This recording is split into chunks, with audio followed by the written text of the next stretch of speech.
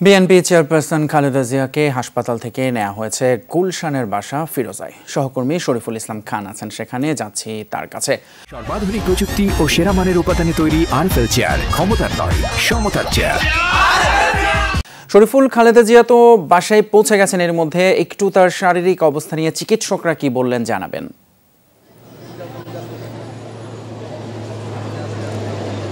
তিতুমির, এখন পর্যন্ত এখানে আসার পর চিকিৎসকের বক্তব্য পাইনি, কিন্তু আমি প্রায় ঘন্টা তিনেক থেকেই সেই হাসপাতালে ছিলাম, এভারকেয়ার হাসপাতালে। সেখানে তার ব্যক্তিগত চিকিৎসক AZM জাহিদ হোসেনের সঙ্গে আমার কথা হয়েছে।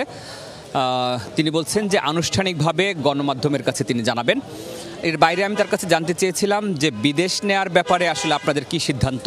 তিনি বললেন যে খালেদা জিয়া নানা রকম জটিল রোগে আক্রান্ত, ফলে ইংল্যান্ড বা আমেরিকা কিংবা অন্য কোনো দেশে যেখানে তার সুচিকিৎসা হবে সেখানে নেয়ার মতো শারীরিক অবস্থা আছে কিনা, সেটি পারমিট করে কিনা, তার জন্য মেডিকেল বোর্ড আবার বসতে হবে, বসার পর সিদ্ধান্ত হবে।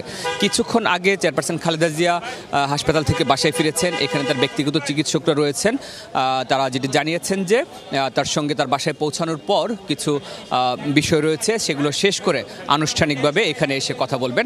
আপনারা দেখতে পাচ্ছেন যে এরই মধ্যে হয়তো ডাক্তার AZM জাহিদ হোসেন পৌঁছে যাচ্ছেন, তারপর হয়তো আরও বিস্তারিত আপনাদেরকে জানাতে পারবো যে খালেদা জিয়ার সবশেষ শারীরিক অবস্থা কি।